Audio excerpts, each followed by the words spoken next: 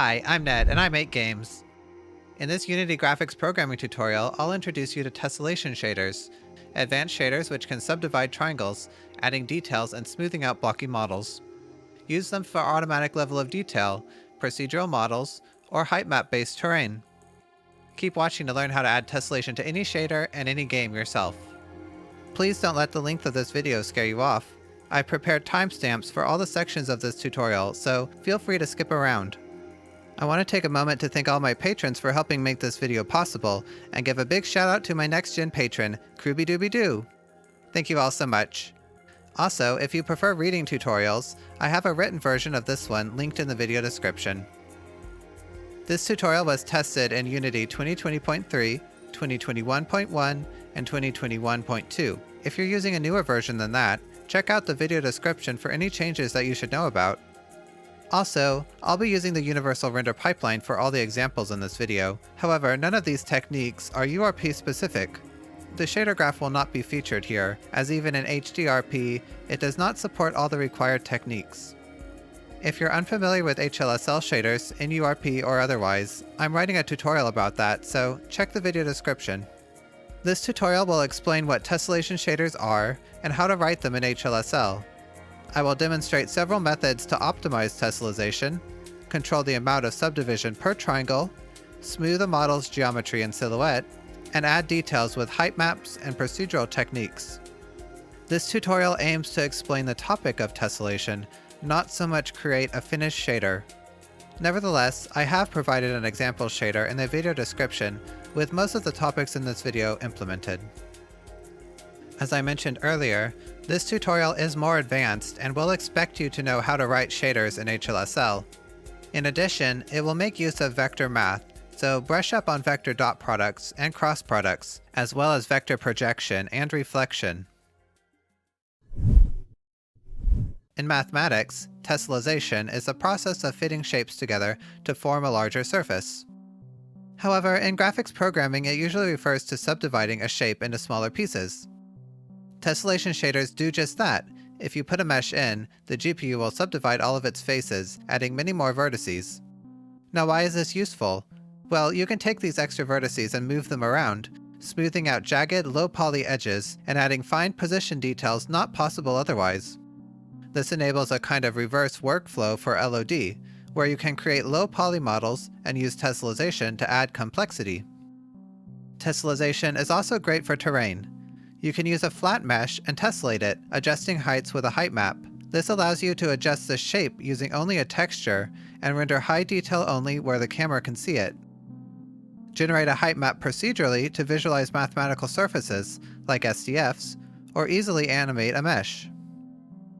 Keep in mind that tessellation shaders do have a hefty performance cost. The good news is that they're generally cheaper and have better hardware support than their cousins, geometry shaders. Plus, they do allow you to keep your mesh assets simpler, which can help with batching. If you're worried about performance, be sure to test things out before committing to tessellation. Okay, so how do you add tessellation to a shader?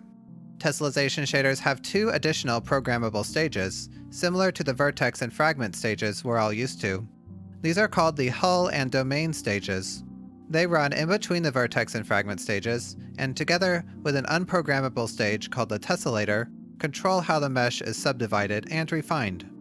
Let's take a look at the structure of these functions, and then see how to add them to your shader code. The hull function receives data in the form of patches, which are simply lists of vertices. What relation these vertices have to one another is configurable. However, in this tutorial, I'll always stick to triangles. So this patch is an array of 3 vertices that make up a triangle on the mesh. The array contains output data from the vertex function corresponding to each vertex. Besides the patch, the hull function also receives an index, specifying which vertex in the patch the hull function must output data for. It runs once per vertex in the patch, and can look at all the other vertices in the patch to produce a new data structure for later on in the chain. The hull stage is unique in that it also has another function that runs in parallel, the patch constant function. This separate function runs once per patch, so it's very useful to calculate data that's shared between vertices of a triangle. It also must output tessellation factors, which determine how many times to subdivide the patch. We'll talk about these extensively later on. So to summarize, the whole stage is made up of two functions, the whole function and the patch constant function. They receive a patch, which is a collection of vertices usually forming a triangle. The whole function runs once per vertex in the patch, and the patch constant function runs once per patch, and must output tessellation factors. Next up, the non-programmable stage called the tessellator runs. This takes patch data and the tessellation factors generating during the whole stage to subdivide each patch. The tessellator generates something called barycentric coordinates for all the vertices of this new mesh. Barycentric coordinates are an easy way to describe a point inside of a triangle. Any point can be calculated as a weighted average of the three corner points, and barycentric coordinates are the weights in that formula. They're given as a float-3 vector, and the three components always sum to 1. Besides position, we can also use barycentric coordinates to calculate normals, UVs, or anything else that varies based on the triangle corners. This brings us to the second programmable stage involved in tessellation, the domain stage. It consists of one function, the domain function, which runs once per each vertex on the tessellated mesh. Its job is to output the final data for the mesh, and to do so, it receives the barycentric coordinates for a vertex and its originating patch. This includes all of the data generated by the whole function and the patch constant function. The domain function is where a lot of your logic will go. Most of what you'd usually put in the vertex stage should be calculated here instead, including clip space positions. Crucially, you can reposition vertices in the domain stage, something that's essential for most of tessellation's use cases. If you have a geometry function, it would run next after the domain stage, but usually the rasterization and fragment stages run next.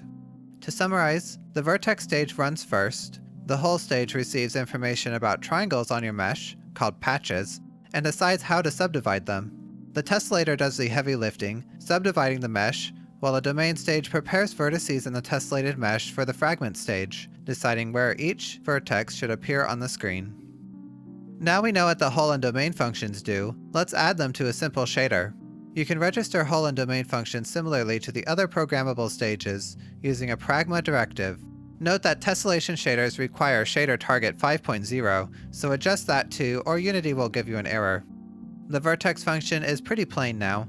It simply converts positions and normals to world space. The output structure will be fed into the whole stage, and can contain basically any data that you'd need later on in the pipeline. Notably, the position semantic is forbidden in this structure, so use the internal test pos semantic instead.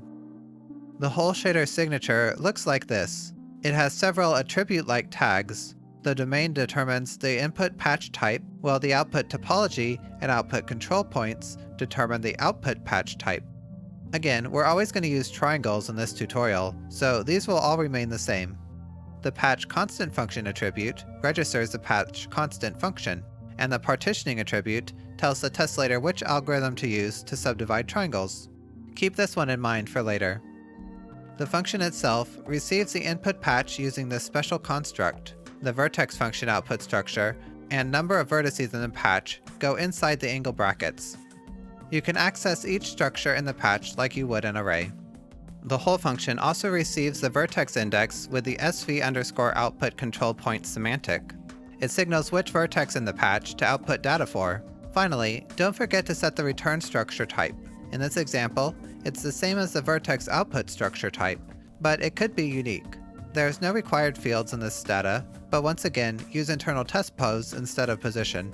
In this example, the whole function body is extremely simple, only returning the correct vertex inside the patch. The patch constant function has a much simpler signature. It also receives the input patch and outputs its own data structure. This structure should contain the tessellation factors specified per edge on the triangle using the SV test factor semantic.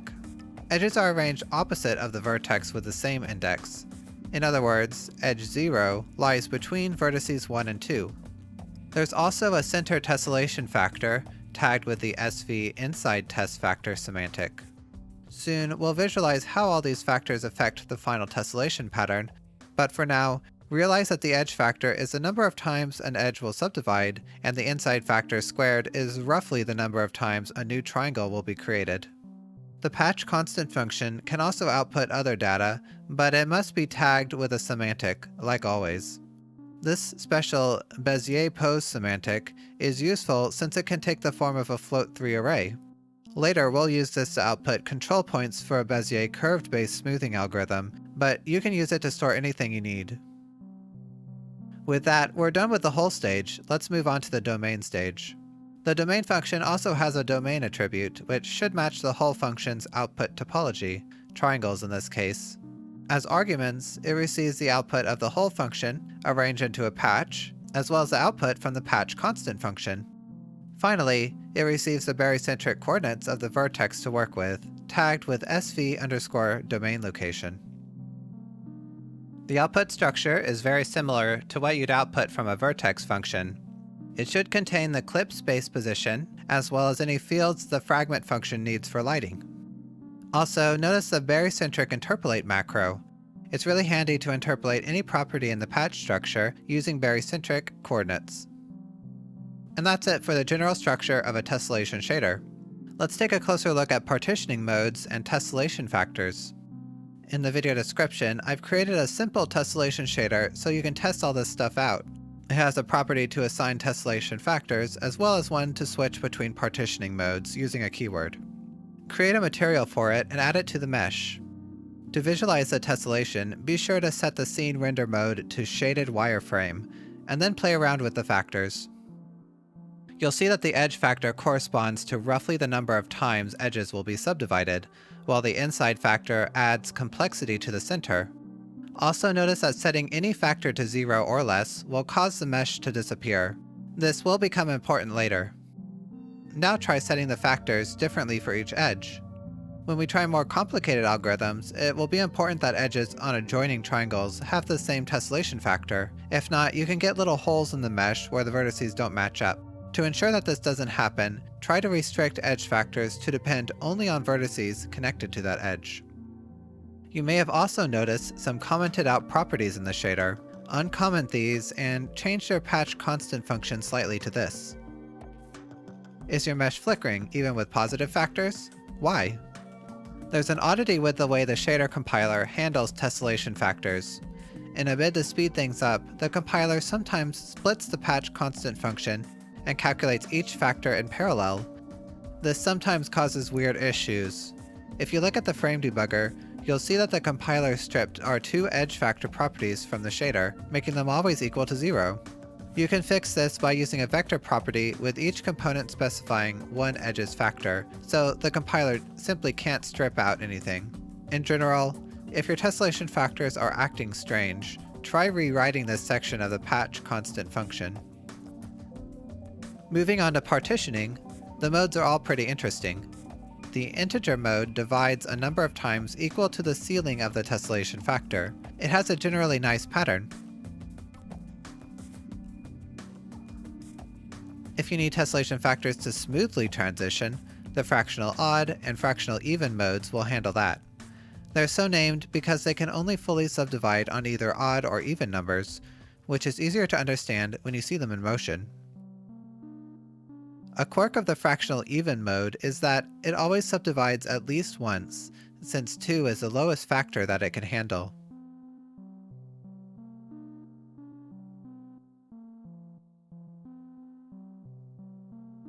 The last, POW2 mode, seems to be identical to integer mode, at least on my machine. I would have guessed that it only subdivided when the factor is a power of 2. Let me know how it works for you. Tessellation can be expensive, but there are a few ways that we can speed it up. Since tessellation happens before the rasterization stage, it cannot take advantage of the automatic Frustum and winding culling that happens there. Thankfully, we can implement it ourselves and avoid tessellating triangles that will just be thrown out later. It's easy to cull a triangle in the patch constant function. Just set the tessellation factors to 0, and the tessellator will just ignore that patch. First, let's tackle Frustum culling, where we test each point of the triangle to see if it's out of bounds of the view frustum. To do that, we can use clip space positions of the triangle corners. Be sure to calculate it in the vertex function and pass it to the whole stage. Above the patch constant function, write this function to test if a patch should be culled, passing the clip space positions of the triangle. Just return false for now. Above that, write is out of bounds to check if a point is outside the bounds defined by upper and lower vectors, and should Frustum cull to calculate these bounding vectors. In clip space, the W component of the position contains the outer bounds of the viewing frustum, the camera viewable area, so we can use that to calculate the bounding vectors. The logic slightly differs between Graphics API, since some anchor the viewing frustum at 0 and some at -W. Luckily, Unity provides a constant with the correct value. Returning to shouldClipPatch, call shouldFrustumCull on each point. If they're all true, the triangle is entirely outside the viewing area and should be culled. Moving on to winding culling, which is also called backface culling. We need to calculate which side of the triangle is facing the camera, culling only if the back side of the triangle is visible. Do that by calculating a normal vector for the plane containing the triangle and testing if it's roughly pointing towards the camera.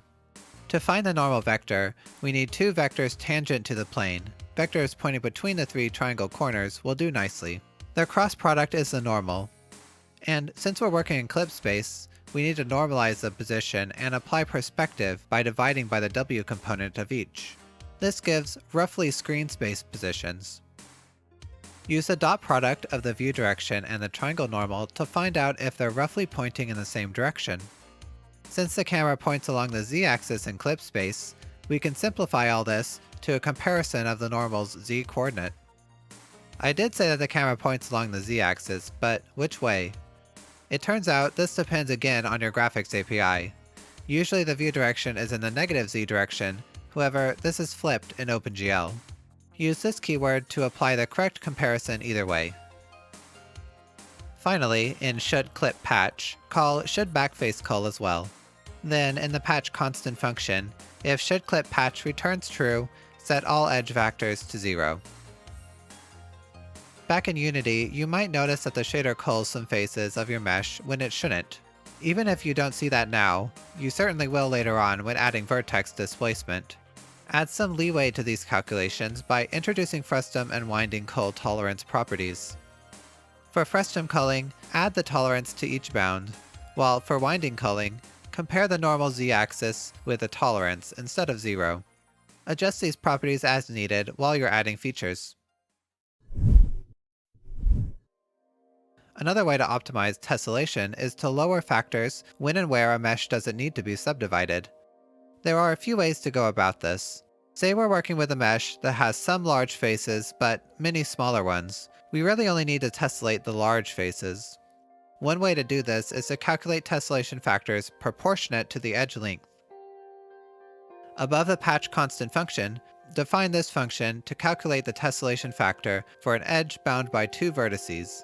Pass the world space position of each vertex as well as a scale and bias value.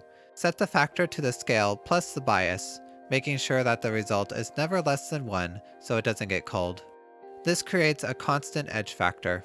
Now, to add world space edge length, set the factor to the distance between the vertex positions, divided by the scale. In this scheme, the edge subdivides, aiming to keep the divided edge lengths roughly equal to the scale value. Add shader properties for the scale and bias values, and back in the patch constant function, call this new function for each edge factor, passing in the new properties and the appropriate vertex positions. Remember, edges are arranged across from the vertex sharing its index in the array. The inside factor should be an average of all the edge factors. This code worked just fine for me, but if the compiler's not playing nice and you're seeing inconsistent edge factors, just call edge tessellation factor again instead of using previously cached values. Alright, neat. But maybe we can tessellate based on an edge's length in screen space. Due to culling, we already have the clip space positions, so it shouldn't be so difficult to do. In edge tessellation factor, add arguments for each vertex's clip space position, then calculate the factor by using clip space positions instead of world space positions. Make two adjustments. First, apply perspective by dividing the positions by their W component. Next, multiply by _screenparams.y, which contains the height of the screen in pixels. Now we can specify the scale in pixels, which just makes sense for screen space.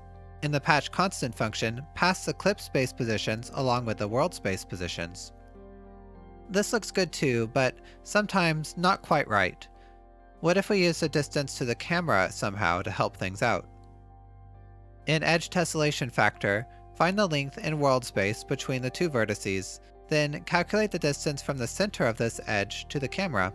The camera position is different in the various render pipelines, but you can use this function to get its position in URP.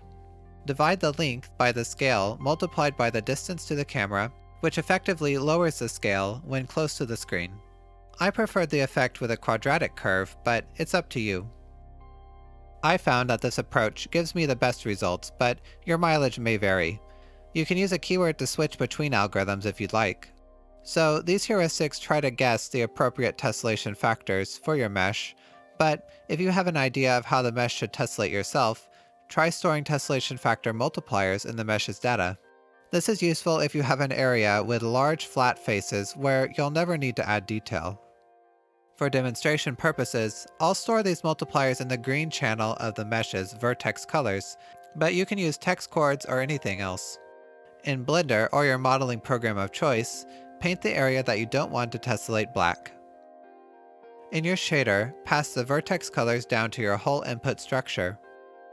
In the patch constant function, calculate a multiplier for each edge by averaging the green channel of connecting vertices, and then pass it as a new multiplier into the edge tessellation factor function. Multiply that into the final calculation. Then check it out in Unity. Here's another useful technique to use with some type of deforming force field or SDF. In this example, I deform a plane based on proximity to these little spheres. I know that if the vertex is far enough away from all the spheres, it doesn't deform, so we don't need to tessellate connected triangles. For now, just ignore the actual deforming logic. That will come later in the tutorial. Focus on calculating the tessellation factors. In your patch constant function, evaluate the deformation amount for each vertex. If it results in a deformation, then we should pass a multiplier of 1. Otherwise, pass 0.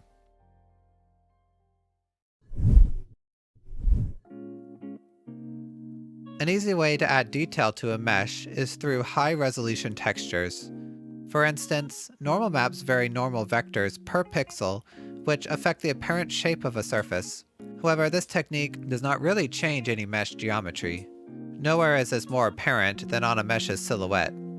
Zoom up close and even 4K textures can't hide a jagged and pointy edge. In this section, I'll describe a few algorithms to smooth mesh geometry out using tessellation. All of these strategies involve offsetting vertexes in the domain function.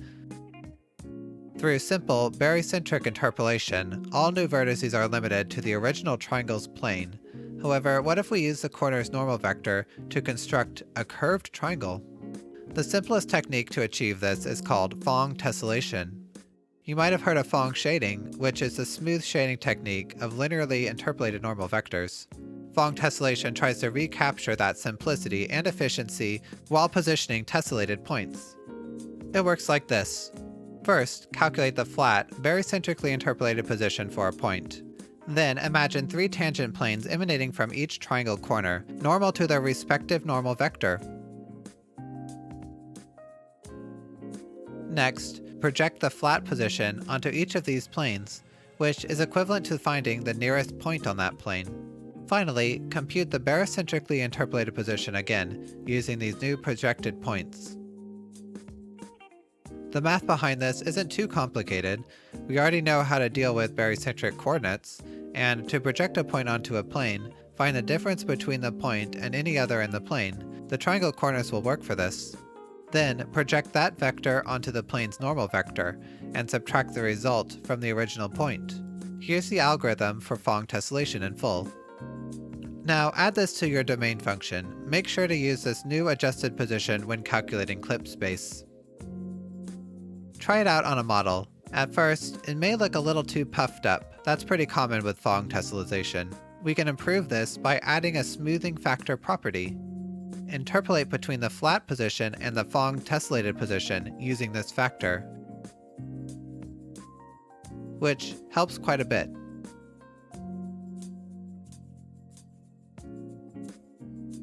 Some models may need a little touching up as well. If your model has sharp edges, try adding edge loops very close to the sharp edge, making long, thin faces. Looking at the Phong tessellation algorithm, you can see why this works. If the normal vectors of each vertex are very close to parallel, the Phong position will be very close to the flat position as well. Another technique you can try is baking smoothing factors into your mesh's data, for example, in the red channel of its vertex colors. Simply paint the red channel black in areas that you don't want to bend. Pass the vertex colors all the way down to the domain function, calculate the barycentric interpolation of the red vertex color channel, and multiply that with a smoothing factor. Phong tessellation gives pretty good results and is also pretty cheap, all things considered. However, if you need higher quality smoothing, there's another option: P-in triangles. This technique constructs curved triangles similar to Bezier curves. It's quite a bit more expensive than the Phong method, but let's try it out. We can save a lot of time by pre-computing Bezier control points for use when positioning tessellated points in the domain function. Control points are constant per triangle, so the patch constant function is perfect for this use. We'll need 10 control points, the triangle corners, a pair along each triangle edge, and one in the triangle center.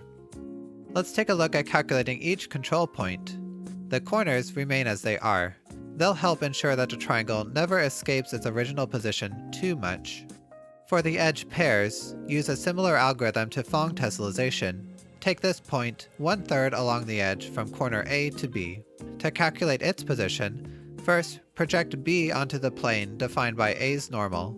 Then take the average of this new point in A, weighting A twice. For the other point on the edge, do the same operation mirroring A and B. Then continue with the other two edge pairs. Finally, for the center point, find the average of all of these new edge pair control points, which I'll call E, as well as the average of the triangle corners, I'll call T. The center control point is E plus the difference of E and T halved, which gives a nice rounded center. Using these control points, it's possible to compute any point on this bendy triangle using barycentric coordinates. This is the formula, which looks similar to a cubic Bezier curve formula. Notice how the barycentric coordinates appear in terms with their corresponding corners, the center point being an even combination of all three. If you'd like to learn more about Bezier curves, I've linked some excellent resources in the video description. To program all this, store the control points in the patch constant output structure using the Bezier pose semantic. Tag a 7-element float3 array with it in the patch constant output struct. Why only 7? Well, the patch already contains the triangle corner positions, so there's no reason to waste memory with them. This function calculates the Bezier control points using the algorithm described earlier. Call it in the patch constant function, but only if the triangle isn't culled. Calculate the final point in the domain stage. This function implements the Bezier curve calculation using the control points from the whole stage. I've also added an interpolation between the curved position and the flat position, like we did with Phong tessellation. Substitute this function for Phong tessellation in your domain function. Back in the scene editor, you'll see that this does give really good results, usually slightly cleaner than Phong tessellation. It's up to you if the added complexity is worth it. Throughout all this, we haven't touched normal vectors at all.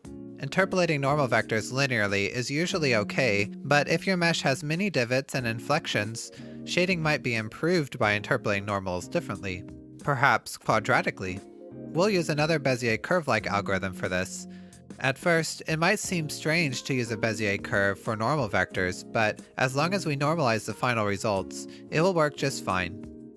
Quadratic Bezier curves only need 3 control points, so you only have to compute 1 on the middle of each triangle edge. Again, the triangle corners will retain their original normal vectors. To compute a control vector for the point halfway between the corners A and B, follow these steps. First, find the average normal of A and B. Second, construct a plane perpendicular to the edge connecting A and B. Finally, reflect the average vector across this plane. Notice that when the normals are similar, but slanted relative to the triangle plane, the control normal points in the opposite direction. This will create bumpy shading as if the surface is warping. Calculate the control vectors for the remaining edges.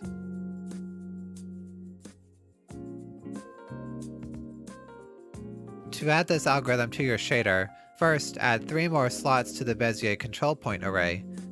Then call this function in your patch constant function, which implements the formula explained before.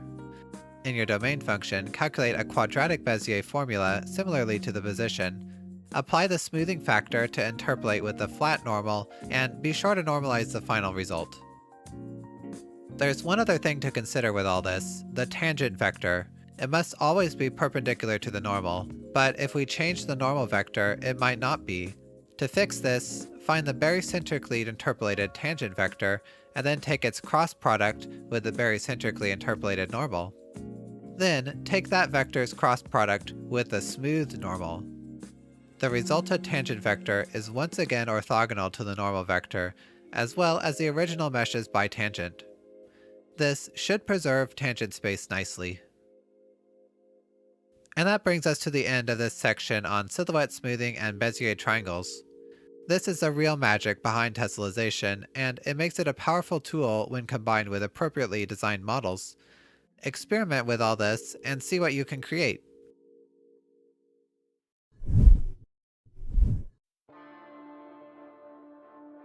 Another of tessellation's most common uses is adding extra geometric details to a mesh. Say you have a rough surface with many bumps. Traditionally, an artist would use a normal map to approximate the lighting for such a bumpy surface. The model itself is not actually bumpy, as you can clearly see if you view the surface's profile or shadow. With tessellation, however, it's possible to modify the mesh to more closely resemble a complex surface. The most common way to do this is using a height map. Also known as a bump map, these grayscale textures encode height offsets in its color data. The idea is simple. Read a height from the texture and offset vertices along their normal vectors by this height. To implement that in a shader, add a texture property for the height map, and then sample it in the domain function. Remember, sample texture 2D is only available in the fragment stage because it uses partial derivatives. Use sample texture 2D LoD here. Accordingly, you can turn off MIP maps for height maps used this way. Regardless, add the sampled value to the vertex's world position by using it to scale the normal vector. You can combine this with the smoothing techniques discussed above, or just use the flat interpolated position and normal. Either way, the algorithm is really that simple. Add an altitude property to adjust the height. You might notice that if you use a height map without a matching normal map, the mesh will look quite flat. This is because the height map does not affect normal vectors. Although I would still recommend using a normal map, it is possible to calculate lower quality tangent space normals from the height map alone. In this case, turn MIP maps back on for your height map, since we'll sample it again in the fragment stage. In the shader, add this variable which holds the size of one texel or pixel on a texture in UV units. Make sure that the name matches a texture in your shader, and Unity will automatically calculate and set it for you. Then write this function, which samples the height map in each neighboring pixel around a given UV coordinate. From this, we can calculate a tangent space normal with a little algebra. Divide the change in height of pixels across from one another with the change in UV space. This gives us the slope in the U and the V directions, which correspond to the X and Y components of the tangent space normal. Multiply these with a scaling factor to adjust the overall strength of this improvised normal map, and then normalize the final result. Convert this to world space like any other tangent space vector. You'll probably need to adjust the normal strength until you get something that looks good, and even then, you might notice that these normals are not quite as detailed as a normal map. It can't really be helped without taking more texture samples, and that really starts to add up. For this reason, only use this technique if you're in a pinch. There are many tools online which you can use to generate normal maps from a height map anyway. Height maps can also take the form of a function, like Perlin noise or an SDF. In these cases, evaluate the height function instead of sampling a height map. Here, we're forced to calculate a normal vector, and it can be a little tricky to figure out the math. It differs per function, but on the plus side, they're often mathematically exact. In this example, I created a height map from Perlin noise. This has well-defined partial derivatives, so I was able to calculate the normal vector like this. If you scale the noise in any way, be sure to also scale the resulting normal vector. Just remember that normals must be scaled inversely to geometry, meaning divide instead of multiply. You could calculate the normal along with the position in the domain function and then use that interpolated value in the fragment function. However, you can also just calculate the normal in the fragment function, which gives a nicer, more detailed result. In this other example, I created a simple SDF, or distance function, from points centered on these three little spheres. When the SDF passes a threshold at any point on this mesh, I deform the point backwards. To calculate the normal in this situation, I had to use another trick. Create two new points offset slightly from the original point along its tangent and bitangent vectors. Calculate the SDF at all 3 points, and then apply the offsets. Form a triangle with these deformed points, and calculate the normal vector of the plane containing it, using the cross product. This gives something nice for lighting. This method usually is quite good for continuous functions determined solely by position, so keep that in mind.